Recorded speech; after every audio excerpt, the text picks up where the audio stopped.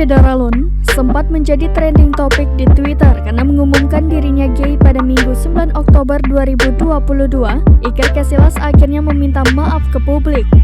Mantan penjaga gawang Real Madrid ini mengungkapkan permintaan maafnya sesaat setelah menghapus cuitannya tersebut.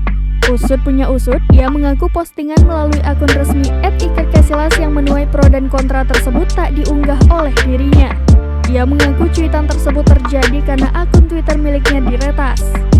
Hal ini disampaikan dalam sebuah postingan permintaan maaf kepada para pengikutnya di akun Twitter.